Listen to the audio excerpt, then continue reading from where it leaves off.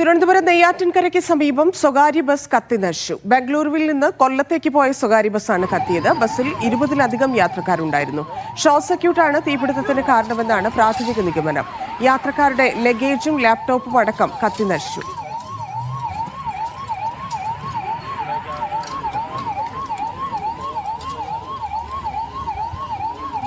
ഷിജോ കുര്യൻ ചേരുന്നു. ഷിജോ, എന്താണ് അപകട കാരണം? ആർക്കെങ്കിലും പരിക്കുണ്ടോ? വലിയ നാശനഷ്ടമാണോ?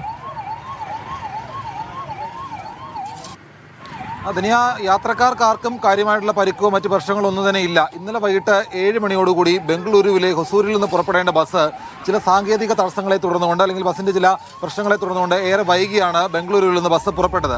ഈ ബസ് പുറപ്പെട്ട് ഇടയ്ക്ക് പല വഴിയിൽ വെച്ച് ഈ ബസ്സിന് ചില തകരാറുകൾ ഉണ്ടായിരുന്നതായിട്ട് യാത്രക്കാർ പറയുന്നുണ്ട്. ഇത് പലവട്ടം യാത്രക്കാർ ഈ ബസ്സുമായി ബന്ധപ്പെട്ട അധികൃതരെ വിവരം അറിയിക്കുകയും ചെയ്തിരുന്നു. ഈ ബസ് സാങ്കേതിക തകരാറുണ്ട് അല്ലെങ്കിൽ ബസ്സിന് മറ്റെന്തെങ്കിലും തകരാറുണ്ട് എങ്കിൽ യാത്ര ഈ പകുതിയൊക്കെ വെച്ച് അവസാനിപ്പിച്ച് മറ്റൊരു വാഹനം അറേഞ്ച് ചെയ്യണമെന്ന് യാത്രക്കാരൊക്കെ പറഞ്ഞിരുന്നു. അത് കേൾക്കാതെയാണ് ഈ ബസ് ബംഗളൂരുവിൽ നിന്ന് യാത്ര തുടർന്നത്. ഇന്നിപ്പോൾ ഈ ബസ് ബംഗളൂരുവിൽ നിന്ന് കൊല്ലത്തേക്കായിരുന്നു. കൊല്ലത്തേക്ക് വരുന്ന വഴിക്ക് നാഗർകോവിൽ കഴിഞ്ഞപ്പോൾ മുതൽ ബസ്സിന് ഈ പ്രശ്നങ്ങൾ കൂടുതൽ സങ്കീർണമാവുകയാണ് ചെയ്തത്. ബസ്സിലെ യാത്രക്കാരൻ അമൃത്ലാൽ ചേരുന്നുണ്ട്.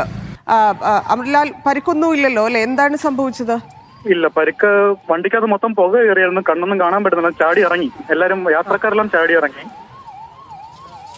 ഹലോ, പറഞ്ഞോളൂ, കേൾക്കാം. ഇന്നലെ മുതൽ ഈ പ്രശ്നം ഉണ്ടായിരുന്നു. ഇന്നലെ 7 മണിക്ക് ബാംഗ്ലൂരിൽ നിന്ന് വിടേണ്ട വണ്ടിയായിരുന്നു അത്.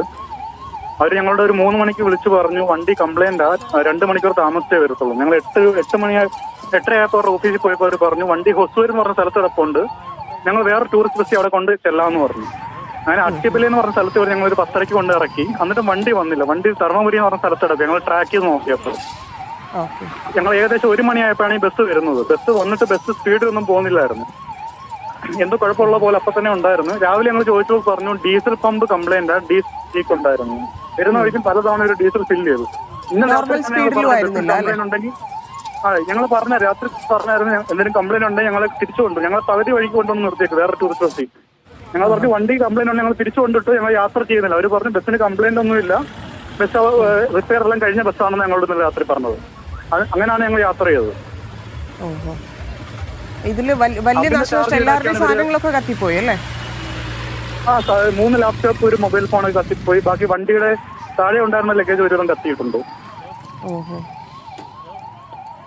അമർലാലിന് വലിയ നഷ്ടം ഉണ്ടായോ? എന്റെ മൊത്തം പുക സൃഷ്ടിച്ചതിന്റെ ഒരു പ്രശ്നങ്ങളുണ്ട്. എനിക്കിപ്പോ എന്റെ സാധനങ്ങളും നഷ്ടപ്പെട്ടില്ല, പക്ഷെ വണ്ടിക്കകത്തുള്ളിലോട്ട് പുക ഇടിച്ചു കയറിയപ്പോൾ ഒരു പ്രശ്നമുണ്ട്. എല്ലാവരും തിരുവനന്തപുരത്തേക്കുള്ള പാസഞ്ചേഴ്സ് ആയിരുന്നോ? തിരുവനന്തപുരം, കൊല്ലവും. ഓക്കെ, ശരി, നന്ദി അമർലാൽ സംസാരിച്ചതിന്. ഷിജോ വീണ്ടും ചേരുന്നുണ്ട്. ഷിജോ, ഇതാണ് സംഭവിച്ചതെന്ന് പറയുന്നു. അപ്പം ഗുരുതര വീഴ്ച ബസ്സുകാരുടെ ഭാഗത്തു നിന്ന് ഉണ്ടായിട്ടുണ്ട് എന്നുള്ളതാണ്. കാരണം ഫിറ്റല്ലാത്ത ബസ്സുമായിട്ടാണ് യാത്രക്കാരുമായി യാത്ര ചെയ്തിരിക്കുന്നത് അല്ലേ? എങ്ങനെയാണ് ഇതിന്റെ അന്വേഷണം?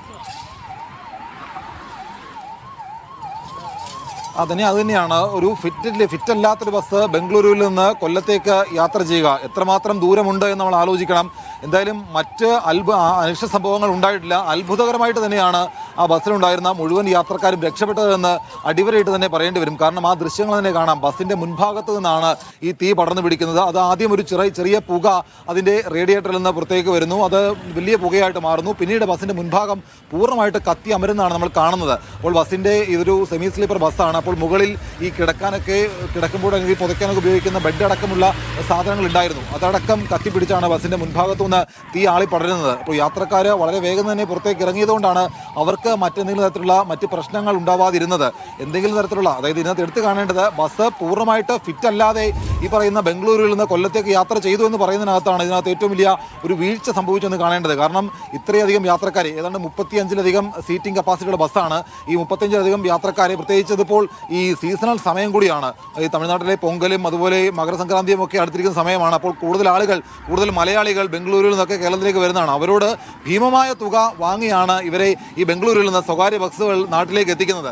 അപ്പോൾ ഈ ഭീമമായ തുക വാങ്ങി ഇവരെ നാട്ടിലേക്ക് എത്തിക്കുമ്പോൾ അവർക്ക് കൃത്യമായിട്ടുള്ള സുരക്ഷ ഒരുക്കി വേണം അവരെ നാട്ടിലേക്ക് കൊണ്ടുവരാൻ. ഇത് ഒരു സുരക്ഷയും ഇല്ലാതെ ബംഗളൂരുവിൽ നിന്ന് ബസ് കൊണ്ടുവരുന്നു, ബസ്സിൽ യാത്രക്കാരെ കൊണ്ടുവരുന്നു.